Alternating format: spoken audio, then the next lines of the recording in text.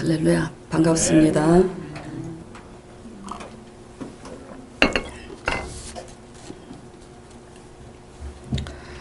우리 안에 생명이 있으면 모든 생물에는 생명이 있습니다. 생명이 있으면 자라요. 멈춘 것은 생명이 끊어진 겁니다. 또 생명이 멈춘 그곳에는 항상 썩은 냄새가 납니다. 이같이 우리의 신앙도 마찬가지인데 생명이 있는 신앙은 자라서 아름다운 열매를 맺게 되어 있습니다. 그리고 중요한 사실은 우리 안에 생명이 있어야 생명을 얻습니다. 우리 속에 생명이 없으면 생명이 없는 것들만 쫓아갑니다. 그게 뭐냐면 돈이에요. 재물을 쫓아갑니다. 성공을 쫓아갑니다. 내 힘과 수단을 쫓아서 갑니다. 내가 얻은 그 재물과 성공들이 나를 지켜주는 생명과도 같아서 그것이 생명인 줄 알고 내 뜻을 따라서 우리의 욕심을 따라서 본능적으로 따라서 삽니다. 그러나 나중에는 그것들은 다 썩은 냄새가 납니다. 그곳에는 자유와 평강이 없고 그것이 우리를 지켜줄 줄 알았는데 거기에는 두려움과 실패와 무너짐이 있습니다. 생명으로 시작된 시작이 아니기 때문입니다. 오직 우리 안에 생명이 있어야만 생명을 얻습니다. 생명이 있어야 생명을 얻는데 이게 구체적으로 우리 삶에 어떻게 적용이 되는지 오늘 본문 말씀을 통해서 잘 배우시길 바랍니다. 생명이 있는 그곳에는 처음에는 미약하지만 우리 안에 생명이 있는 자들은 돈을 따라가지 않습니다. 성공을 따라가지도 않습니다. 처음에는 미약하지만 생명이 있는 그곳에는 창대함이 있고 나중에는 승리가 있고 종기가 있고 평강이 있습니다. 왜냐하면 하나님은 생명이 있는 신앙을 가진 자를 위하여서 대신 싸워주시고 대신 살아주시기 때문입니다. 우리의 신앙에 과연 이 생명이 있는지 본문 말씀을 통해서 살펴보도록 하겠습니다. 우리 안에 생명이 있으면 첫째, 회개를 합니다. 생명이 있으면 무엇을 한다고요? 회개를 합니다. 마태복음, 마가복음, 누가 요한복음에 보면은 하나님에 대해서 11조로 드리고 봉사도 열심히 교회 안에서 하는 바리새인들이 회개를 합니까? 안 해요. 왜냐하면 자기들의 열심과 특심 때문에 잘 믿는다고 생각하기 때문에 감사하다고는 말하지만 회개는 없습니다. 왜 회개가 없냐면 내가 잘 믿고 있다고 생각하기 때문에 회개할 필요를 느끼지 못해요. 잘 믿는 사람들은 날마다 애통합니다. 더 잘 믿으려고. 자, 본문 말씀 1절에서 3절까지를 보겠습니다. 이스라엘 자손이 다 모여서 이제 성전 중건을 다 마쳤잖아요. 그렇죠? 그리고 나서 다 모여서 금식하면서 굵은 베옷을 회개할 때 이스라엘 자손들은 굵은 베옷을 그 당시 입었습니다. 굵은 베를 입고 이방 사람과 절교하고 서서 누구의 죄와 누구의 죄를 지금 자복하고 있다고요? 본인 자기 자신들의 죄와 부모와 조상들의 허물을 지금 자복하고 있어요. 얼마 동안 자복하고 있냐면 낮 4분의 1이라고 주석을 보니까 3시간 동안 하나님의 말씀을 듣고 3시간 동안 회개를 했다고 기록이 되어 있습니다. 무슨 죄를 자복하고 있냐면 본문 말씀에 주의 말씀에 그동안 순종하지 않고 하나님께서 그렇게 은혜를 주시고 복을 주셨지만 자기들의 뜻을 따라서 인본주의로 그리고 자기들의 욕심을 따라서 우상 숭배하며 살다가 결국 하나님의 징계로 인해서 대적의 손에 붙이사 환난을 당하게 된 사실과 환난을 당하고 나니까 또 후회하고 그 환난에서 구원해 달라고 부르짖는데 그때마다 하나님은 긍휼을 베푸사 용서하시고 대적의 손에서 구원하셨음을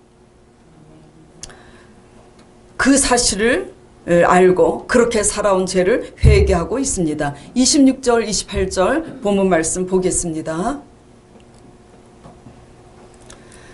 자, 저희가 오히려 순종치 아니하고 주를 거역하며 주의 율법을 등 뒤에 두고 주께로 돌아오기를 권면하는 선지자들을 어떻게 했어요? 죽였습니다. 죽였어요. 죽이기까지 할 게 뭐가 있습니까? 왜냐하면 들어도 듣지 아니하니까 더 강력하게 권면을 하고 책망을 합니다. 그러니까 선지자들을 죽인 거예요.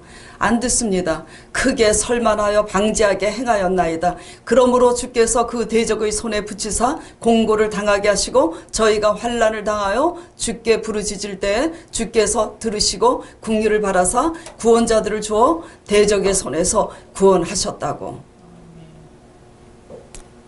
그 사실을 알게 된 거예요. 그러나 또 그래서 대적의 손에서 구원했는데 어떻게 하냐면 다시 또 구원해 주셔서 살만하니까 또 자기들의 고집대로 다시 돌아갑니다. 그래서 불순종하기를 반복하고 또 반복을 해요.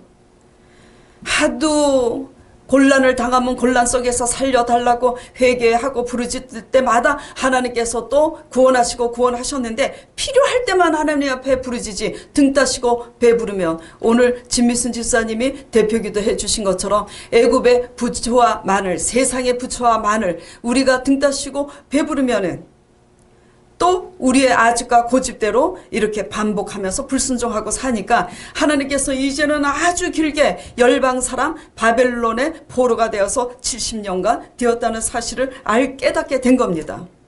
그런데도 아주 멸하시지 아니하고 그 모든 끝에서 다시 이 예루살렘 성을 중건케 하시는 하나님의 은혜와 긍휼을 깨닫고 그동안의 모든 죄를 지금 자복하고 있는 겁니다. 30절 31절 보겠습니다. 그러나 주께서 여러 해 동안 용서하시고 또 선지자로 말미암아 주의 신으로 저희를 경계하시되 저희가 듣지 아니하므로 안 들어요. 하나님 예배는 열심히 들어도 실제로 상담을 할 때 제가 이렇게 하십시오 하면은 듣는 사람들이 많지 않습니다. 경계하시되 저희가 듣지 아니하므로 어떻게 해요? 열방 사람의 손에 붙이시고도 주의 긍휼이 크심으로 열방에 붙였다는 것은 지금 바벨론 얘기를 하고 있습니다. 주의 긍휼이 크심으로 바벨론에서도 어떻게 돼요? 아주 그곳에서 버려서 죽게 하시지 않고 돌아오게 하셨잖아요. 그걸 깨달은 거예요. 저희를 아주 멸하시지 아니하시며 버리지도 아니하셨으니 주는 은혜로우시고 긍휼히 여기시는 하나님이시니이다 하면서 지금 회개를 하고 있는 겁니다. 오늘 이 말씀이에요. 9장 말씀이. 자, 회개를 지금 하고 있습니다만은 왜 이렇게까지 되었는지를 돌아보면 이스라엘은 그간 생명이 아닌 것을 쫓아가다가 패망을 초래했습니다.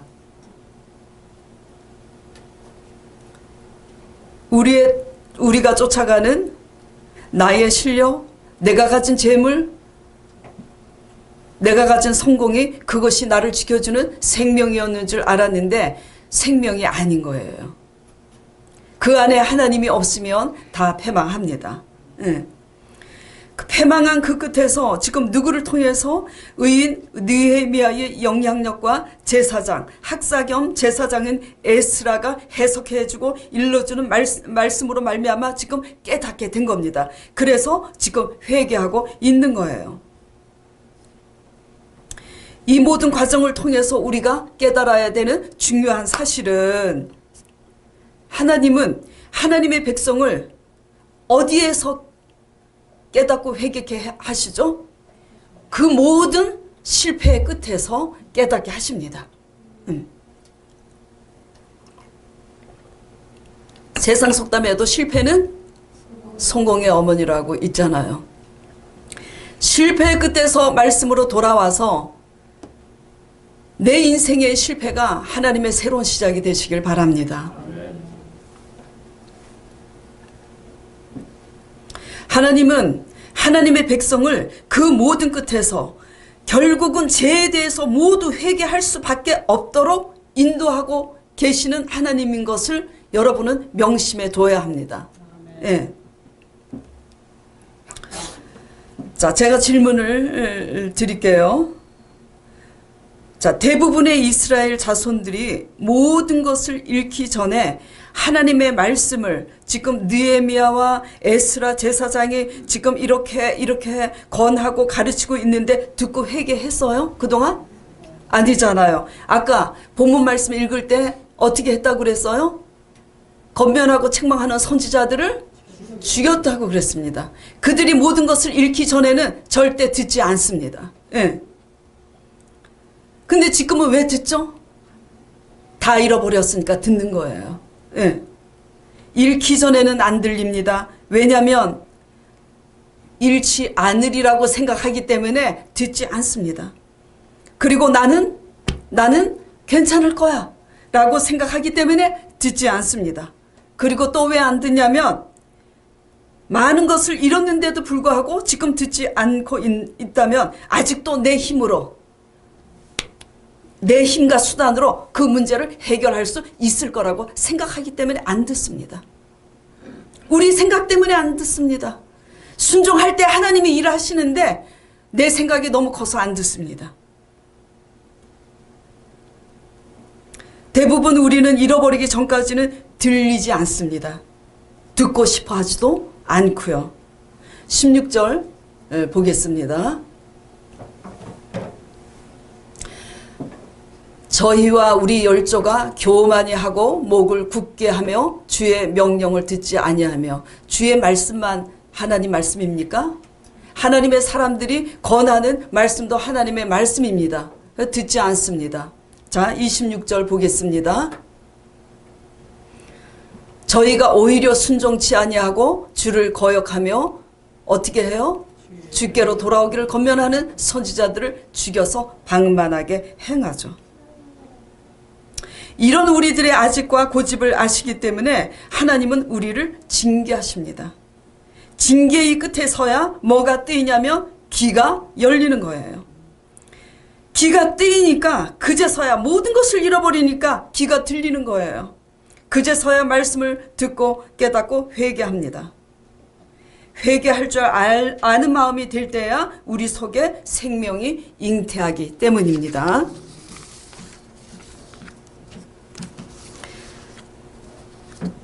사도행전 11장 17절 18절 말씀을 보겠습니다. 자, 우리 다 같이 읽어볼까요?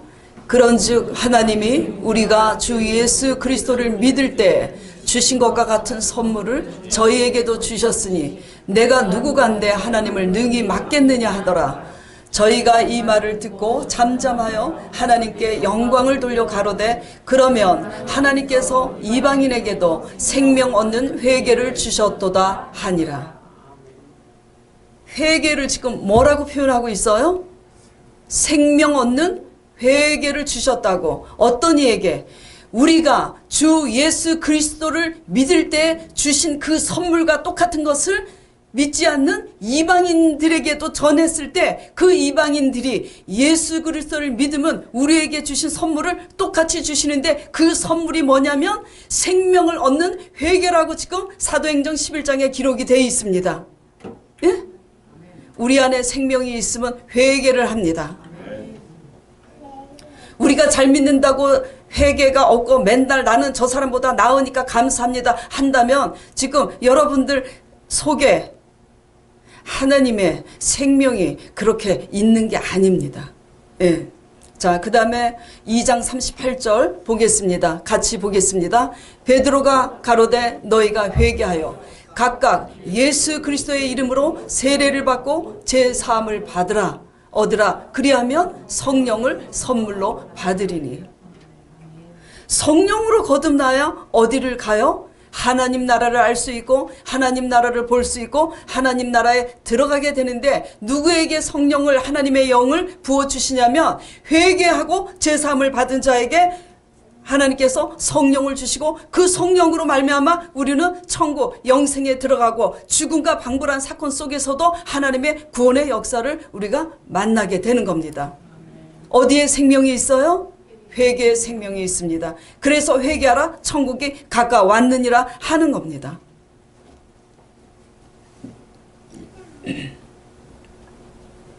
하나님께서 회개하는 자를 구원하시기 때문이죠. 하나님이 구원하시는 자는 비바람이 몰아쳐도 무너지지 않습니다.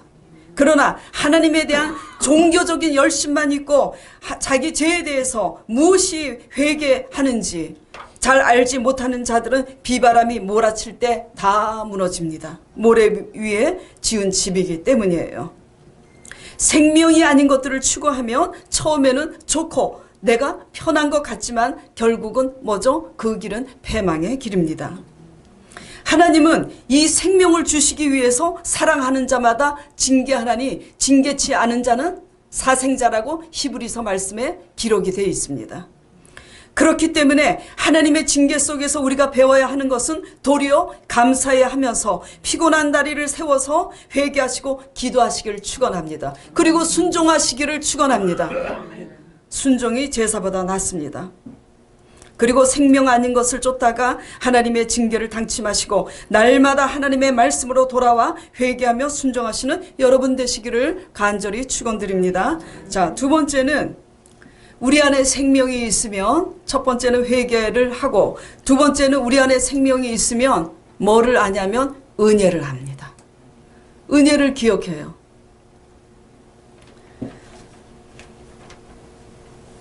세상 또 속담에 그런 말이 있죠. 머리 검은 짐승은 거두는 게 아니라고. 왜냐하면 사람이 사람답지 못하고 은혜를 배반하기 때문에. 그래서 개보다 못하다 그러잖아요. 개가 얼마나 충성스럽습니까? 그렇죠? 네.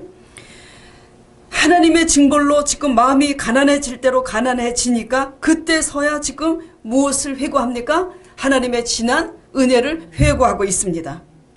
하나님이 베푸신 크신 은혜와 기사를 기억하면서 하나님의 은혜를 지금 고백하고 있는 거예요.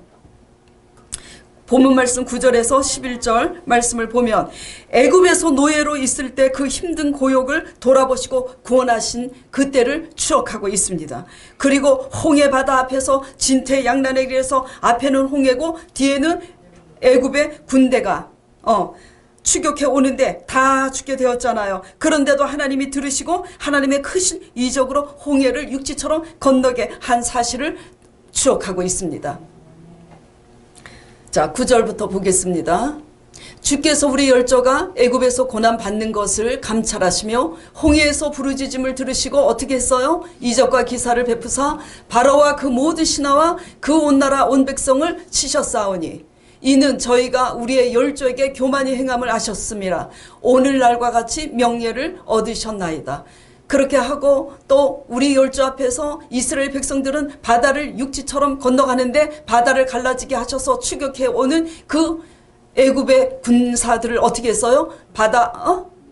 돌을 큰 물에 던진 같이 그들을 뭐죠? 수장시켰다는 거. 그걸 지금 추억하고 있습니다.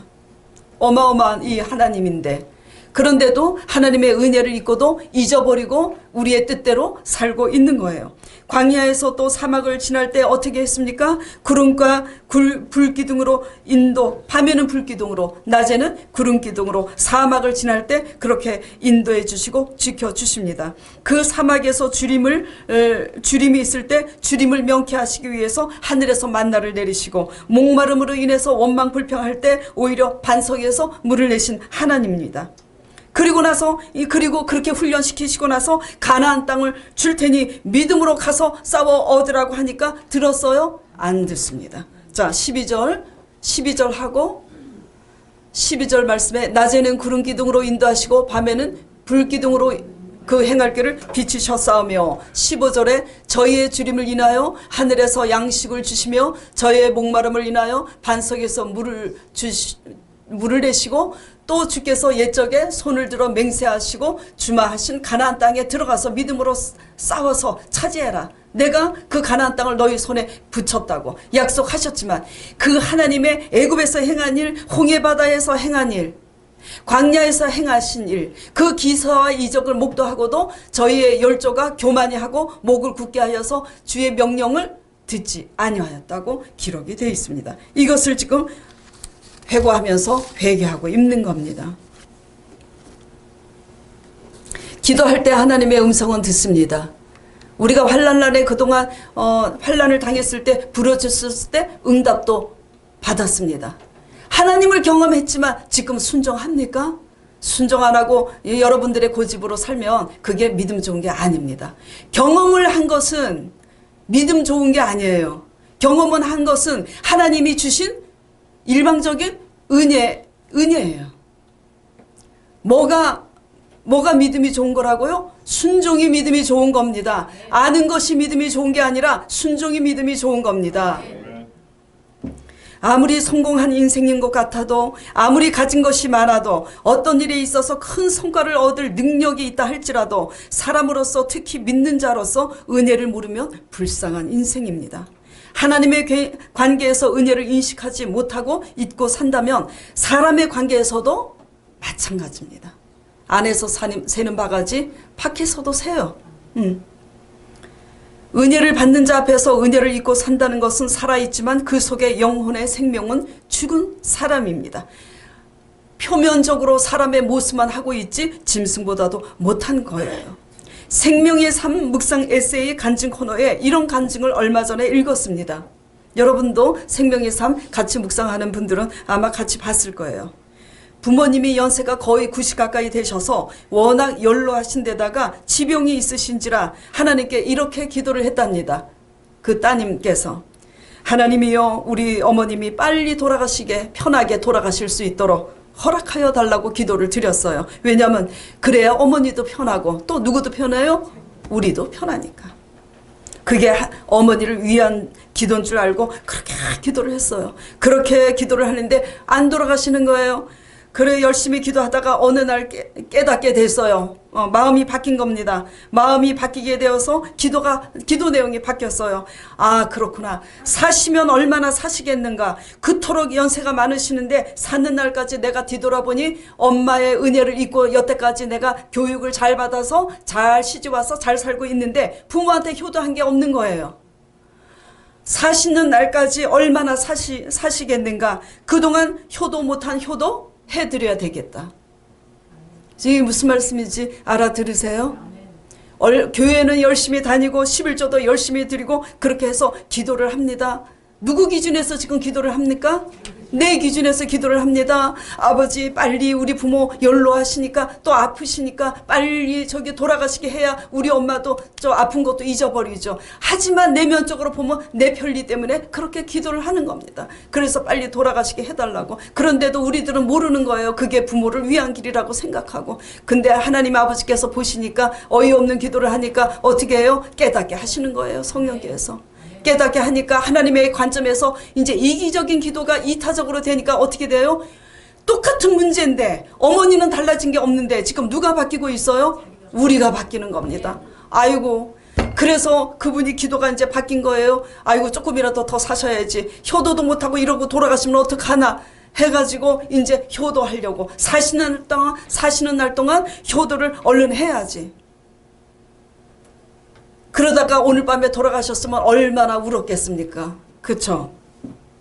우리의 생명 되신 하나님께서는 우리 안에 생명을 불어넣으시니 어머님 은혜를 기억하게 하시고 은혜에 보답하는 감사를 실천하고자 하는 마음으로 지금 바뀌게 된 거잖아요. 우리 안에 생명이 있으면 생명은 누굽니까? 뭡니까? 길이요 진리요 생명이라고 자신을 소개하신 예수 그리스도 하나님만이 우리의 생명이십니다. 우리 안에 진정 하나님이 계시다면 우리 안에 진정 예수 그리스도의 영이 계시다면 무거운 짐이라고 느껴졌던 문제들이 오히려 가벼워지는 산 역사가 있게 됩니다. 이게 생명입니다. 여러분들이 원하는 추구하는 생명이 달라요. 남편이 속을 무지 속입니다. 그러고 저놈은 남편 말이야 귀신이 안 데려가나 몰라. 제가 그랬었습니다. 그런데 아버지의 성령 안에서 아버지의 생명으로 계속 거듭남을 받으니 어떻게 됐어요? 내가 바뀌니까 배우자가 속을 새겨도 문제가 될 게 없더라고요. 하나님의 생명은 그렇게 역사하는 거예요. 예, 우리 안에 있는 생명, 예수 그리스도의 영, 그분 안에서 하나님이 공급하시는 성령으로 거듭나서 빛 가운데 행하는 여러분들이 되시길 바랍니다. 우리 마음이 욕심이 너무나 많고 자기 중심적이고 완악하면 많은 은혜와 감사 속에 살고 있어도 인식하지 못합니다. 그리고 문제는 이러한 본능적이고 육신적인 마음은 영적인 관점, 하나님의 관점에서 감사할 줄 아는 것에 아주 제로가 됩니다. 무슨 말씀이냐면, 자, 본문 말씀에 그 모든 것을 다 잃어버린 다음에 지금 이와 같은 고백을 오히려 하고 있습니다. 31절 말씀 보겠습니다.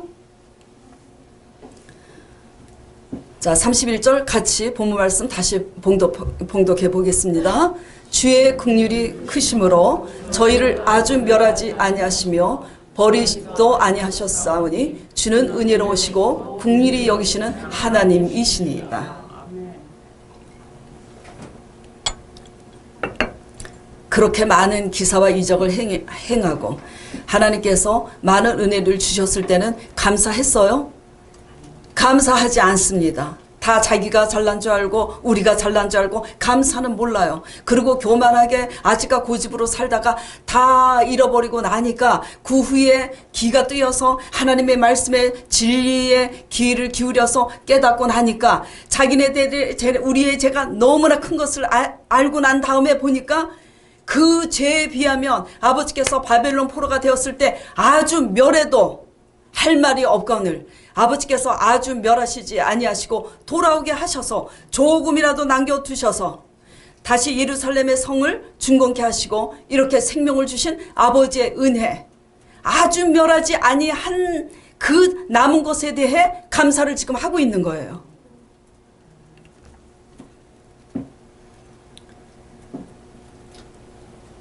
자신들이 얼마나 은혜를 모르고 교만하고 고집도 세고 완악한지 그 죄의 심각성을 안 다음부터 깨달은 다음부터는 지금 감사의 기준이 달라지고 있는 거예요. 아주 작은 것에도 감사를 배우고 있는 겁니다.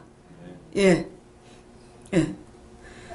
우리가 교만하고 우리가 욕심이 많을 때는 많은 것을 가지고 있어도 뭐죠? 우리가 잘나서 그렇게 된 줄 알지 거기에 감사가 없습니다. 거기에 하나님이 없습니다. 근데 다 잃고 나서 하나님의 말씀 앞으로 돌아왔을 때는 지극히 작은 것에 감사를 배우기 시작하고 있는 것입니다. 생명은 여기에서부터 시작합니다. 회개하는 곳에서 생명이 시작되는 거고 생명은 지극히 작은 것에서 감사할 줄 아는 사람이 사람다운 사람이기 때문에 생명이 거기에서부터 시작되는 것입니다.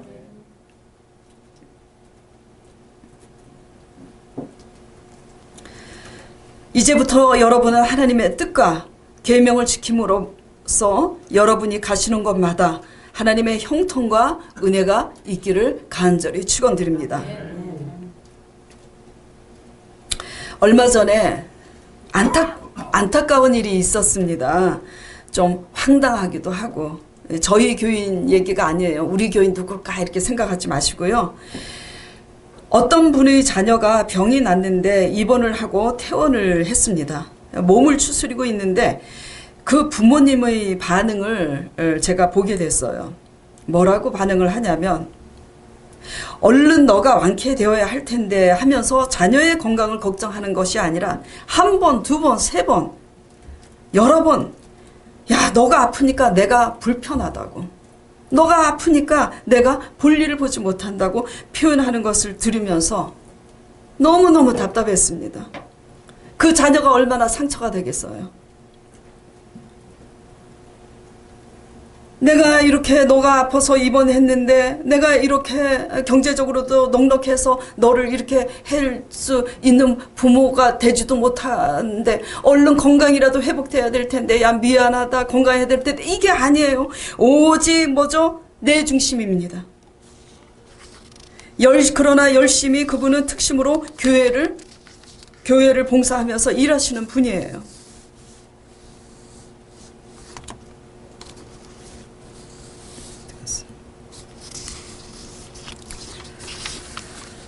하나님의 일을 열심히 한다고 잘 믿는 게 아닙니다. 이렇게 도무지 이해가 가지 않는 이 이상한 현상을 보면서 이제 안타까웠습니다. 그러면서 또 저는 그 정도의 상식이 아니라 할지라도 나도 내 기준 안에서 내 중심으로 이렇게 반응하고 있는 면은 없는가 또 돌아보게 되었는데, 여러분들도 믿노라 하면서도 열심히 믿노라 하면서도 우리 중심에서 이렇게 반응하고 있는 거 아닌지. 그러면 아무리 신앙에 열심을 가지고 있어도요, 오직 내 중심에서만 이렇게 반응한다면 그 정도 되면 타락한 거예요. 그러니까 하나님이 그분에게 형통함을 주시겠습니까? 그분의 인생은 늘 남의 것을, 죄송합니다 이게 이런 얘기가 참 조심스러운 얘기인데 성경 말씀이에요. 그리고 또 우리 교인 얘기가 아니기 때문에 조심스럽게 얘기하는데, 그러니까 그 인생이 어떻게 됩니까? 늘 얻어먹고 사는 인생밖에 되질 않는 거예요. 그러나 또 주님의 은혜는 우리 생각과 또 다릅니다. 그렇게 반응하는 분들을 보면서 미워하고 정죄하고 우리가 저 사람은 사람답지도 않아 하고 멸시한다면 그것 또한 하나님의 의가 아닙니다. 그렇게 반응하는 분들을 위해서 하나님은 이렇게 하라고 합니다. 그들의 허물을 다 닦아주고, 그럼에도 불구하고 그들의 필요를 채우며, 그리고 십자가 밑에 나와서 그들의 영혼을 울라고 우리에게 명령하십니다. 이것이 십자가의 도입니다. 왜죠? 우리조차 하나님의 은혜로 존재하기 때문입니다. 자기 중심으로 완악한 삶을 사는 삶보다, 또 그런 사람을 나는 그 사람과 같지 않기 때문에 저 사람보다 낫다고 생각하고 그 사람들을 멸시하는 것보다 도리어 용납하고 섬기고 중보하는 이 세 종류의 사람이 있다면 하나님의 풍성한 은혜와 축복은 누구에게 임하겠습니까? 세 번째 사람에게 임하죠. 누구에게 임하겠습니까? 하니까 프로젝트 담당하고 있는 우리 성민 총각이 나에게 임한다고 지금 가슴에 손을 얹었습니다. 자, 출애굽기 33장 19절 말씀을 보겠습니다. 자, 같이 봉독해 보도록 하겠습니다. 여호와께서 가라사대 내가 나의 모든 선한 형상을 내 앞으로 지나게 하고 여호와의 이름을 내 앞에 반포하리라. 나는 은혜 줄 자에게 은혜를 주고 긍휼히 여길 자에게 긍휼을 베푸느니라. 은혜 받을 짓을 해야 은혜를 받죠. 복 받을 짓은 하나도 하지 않으면서 주여 주시옵소서 믿습니다 이렇게 한다고 주시면 그 하나님은 세상 사람들이 믿는 무당집에 찾아가서 무당 굿하는 것과 마찬가지 아니겠습니까? 하나님의 은혜와 진리 안에서 우리 모두 변화받기를 축원드리고, 고난을 당해도 오히려 선을 행하는 여러분 되시기를 축원합니다. 그래서 하나님의 은혜가 넘치는 여러분 되시기를 간절히 부탁드립니다.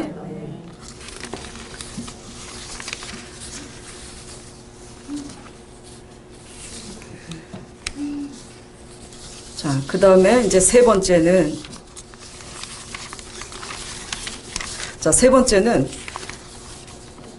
우리 안에 생명이 있으면 생명을 얻습니다.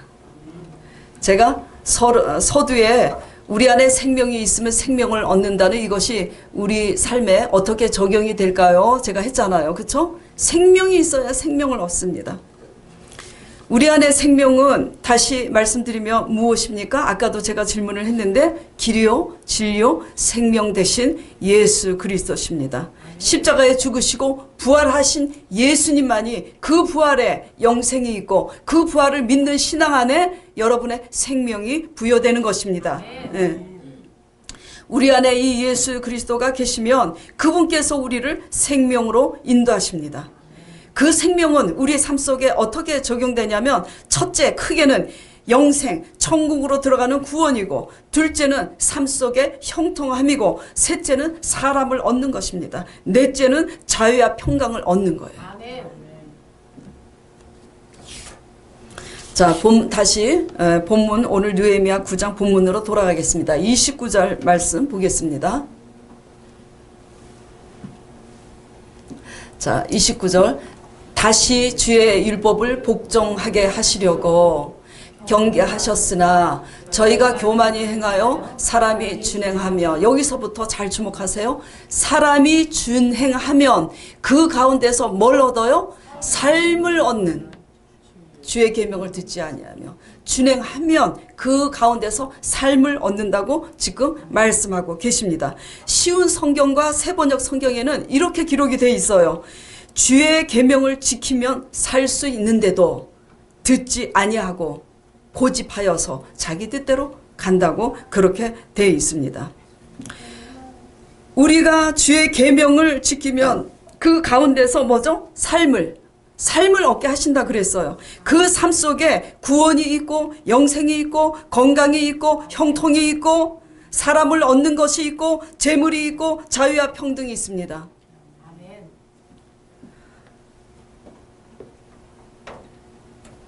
하나님의 계명을 지키고 하나님 뜻에 의해서 믿음과 순종으로 살아보세요. 말썽 부리던 자식이 돌아옵니다. 바람난 남편도 돌아옵니다. 저는 이거를 경험했습니다. 앞으로 또 경험할 겁니다. 예. 왜냐하면 하나님이 대신 살아주시기 때문이에요. 그리고 또 이 모든 것이 이루어지지 않는다 할지라도 더 높은 차원에서 하나님만으로 즐거워할 줄 아는 그런 신앙의 승리, 이런 것들이 뭐죠? 다 계명을 지킴으로 얻는 삶이 되는 것입니다. 여기에 생명이 있는 거죠. 하나님의 계명을 순종하는 것은 처음에는 외롭고 힘들고 좁은 길이지만 점점점 그곳에 하나님의 은혜가 있고 형통과 존귀와 승리가 있습니다. 하나님의 계명을 지키는 의인들 예로 들어볼 때 요셉이 형들의 시기로 애굽의 노예로 팔려갔는데 어떻게 되었어요? 팔려갔음에도 불구하고 애굽의 시위대장 보디발 집에 팔려갔잖아요. 그런데 그곳에서도 시위대장 보디발의 은혜를 입어서 그 시위대장 보디발 집의 모든 총무일을 보게 됐잖아요. 근데 또 요셉이 잘생겼나 봐요. 우리 강전도사님처럼 잘생겼는지 보디발 그 아내가 막 유혹을 합니다. 윙크를 하고 윗자켓을 벗어 던지고 남편이 멀리 나가 있으면 유혹을 해요. 근데 요셉이 하나님의 계명을 준수 지키는 자니까 어떻게 해요? 아이고 당신 남편이 모든 것을 맡겼지만 이거는 아니라고, 당신은 나한테 맡긴 게 아니라고 거절을 합니다. 자존심이 상한 그 보디발 아내가 어떻게 해요? 모함하잖아요. 이 요셉이 나를 겁탈하고 했다고 남편한테 그렇게 모함을 하니까 남편이 대노해서 옥에 가둬요. 그래서 옥에 가뒀는데 어떤 일이 일어납니까? 그 옥에서도 전옥의 은혜를 입어서 그 옥에 모든 애굽의 그 옥이 얼마나 큽니까? 모든 총무일을 맡아요. 우리가 생각하는 형통은 뭡니까? 옥에 들어가지 않는 거, 모함당하지 않는 형통을 원하잖아요. 시기심으로 애굽의 노예로 팔려가지 않는 형통을 원하잖아요. 그건 형통이 아닙니다. 하나님을 믿어도 애매히 시기와 질투로 모함을 듣기도 하고 억울한 일도 당하고 그럽니다. 그런데도 불구하고 하나님의 뜻을 불평하지 않고 준행하면 그곳에서도 그것을 능히 이길 수 있는 은혜가 임한다는 거예요. 예, 이것이 생명입니다. 예. 다윗이 가는 곳마다 은혜를 입습니다. 아브라함이 가는 곳마다 은혜를 입습니다. 그래서 아브라함이 가는 곳마다 그 땅이 다 내 땅이 되잖아요. 다 내 땅이 돼요. 누가 대신 싸워줘서요? 하나님이 대신 싸워줬기 때문에.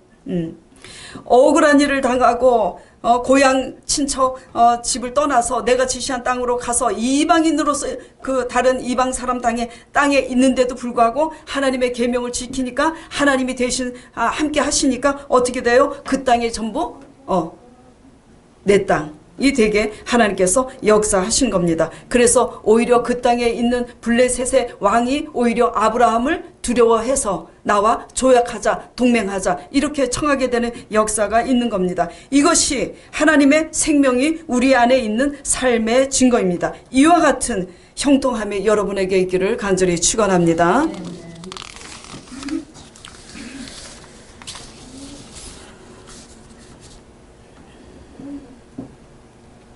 자, 느헤미야 9장 오늘 왔다 갔다 합니다. 본문 말씀이 좀 길다 보니까 9장 7절 8절 말씀 보겠습니다. 주는 하나님 여호와시라 옛적에 아브라함을 택하시고 갈대아 우르에서 인도하여 내시고 아브라함이라는 이름을 주시고 그 아브라함이 그의 마음이 주 앞에서 충성됨을 보시고 더불어 언약을 세우사 어떻게 했다고요? 가나안 족속, 헷 족속, 아모리 족속, 브리스 모든 7 족속을 그 말씀대로 이루셨사오니 주는 의로우심이로소이다. 지금 이렇게 기록이 되어 있어요. 그런데 아까 드린 말씀 모든 기적을 행했는데 이스라엘 자손이 고집이 세고 아집이 크고 불순종하니 하나님께서 약속하신 가나안 땅에 어떻게 됩니까? 그들은 못 들어가잖아요. 예. 그리고 본문 27절, 28절 말씀 다시 보겠습니다. 자, 27절에 그러므로 주께서 그 대적의 손에 붙이사 하나님의 계명대로 아브라함처럼 살지 않으니까 공고를 당하게 하심에 저희가 환난을 당하여 주께 부르짖을 때 주께서 하늘에서 들으시고 크게 궁리를 받아서 또 구원자들을 주어서 대적의 손에서 구원했는데 또 평강을 얻으니까 다시 악을 행해요. 그렇죠? 그러니까 또 어떻게 해요? 다시 대적에게 또 붙이십니다. 아브라함과 이스라엘 자손의 예가 지금 달라요. 그렇죠? 아브라함과 다윗의 예는 날마다 지경이 넓혀지고 있어요. 그렇죠? 결국 마침내 이스라엘이 통일왕국이 되지 않습니까? 점점 창대케 돼요. 점점 이루니까. 그러나 불신앙과 불순종의 사람들은 하나님이 주시면 또 잃어버리고 하나님이 주시면 또 잃어버리고 하나님이 주시면 또 잃어버리고 반복입니다. 반복. 이것을 아셔야 돼요. 예. 자, 그래서 이 사실을 본문 말씀을 통해서 우리가 알아야 되는 것은 우리가 회개하고 부르짖으니까 대적의 손에서 구원하시고 우리가 이상해지니까 다시 대적의 손에 붙이시고 이 사실로 미뤄보아서 우리가 입증이 되는 것은 표면적으로는 탈취해간 그 사람이 그 대적이 나쁜 사람이지만 내면적으로는 뭐가 문제입니까? 결국은 하나님과 나와의 관계가 문제가 있다는 것을 입증해주고 있는 거예요. 여러분이 하나님 앞에 어떤 한 사람이 되느냐에 의해서 대적의 손에 붙여지기도 하고 우리가 대적을 이기기도 합니다. 예. 자, 그렇게 해서 이 모든 끝에서야 이 과정에서 이것을 추억하면서 회개하고 나서는 하나님의 은혜를 추억하며 이스라엘 자손이 지금 무엇을 다짐하고 실행합니까? 오늘 9장 38절 맨 끝에 말씀입니다. 38절에 자, 같이 읽어보겠습니다. 우리가 이 모든 일을 인하여 이제 견고한 언약을 세워 기록하고 우리의 방백들과 레위 사람들과 제사장들이 다 인을 치나이다 하였느니라. 견고한 언약을 세웠다라는 것은 뭐냐면요, 언약비를 세운 겁니다. 언약비를 세워서 그 언약비 안에 지금 모든 방백들과 레위 사람들, 제사장 사람들이 다 아버지 언약대로 약속하신 말씀 따라 우리가 살겠습니다 하고 지금 새기고 있는 거예요. 이 모든 일로 인하여 38절에 우리가 이 모든 일을 인하여 어떤 일로요? 긴 여정을 통해서 그 모든 실패의 끝에서 이제야 돌이키고 깨닫고 회개함으로써 하나님 언약으로 돌아와 언약의 자손이 되기를 지금 결단하고 있는 겁니다. 결국 오늘 9장 말씀을 통해서 하나님은 어떤 분이십니까? 그 모든 끝에서 하나님은 결국은 우리의 죄악을 토설하게 하시고 그 다음에 하나님 말씀으로 돌아와서 순종하는 언약의 자손이 되게 하나님이 이끌어 가시잖아요. 이런 하나님 앞에 우리는 이런 하나님을 우리가 명심하고 기억하고 예수 그리스도의 계명 안에서 그 계명을 순종함으로 그 가운데서 하나님의 형통과 승리를 얻는 여러분 되시기를 축원드립니다. 기도하겠습니다.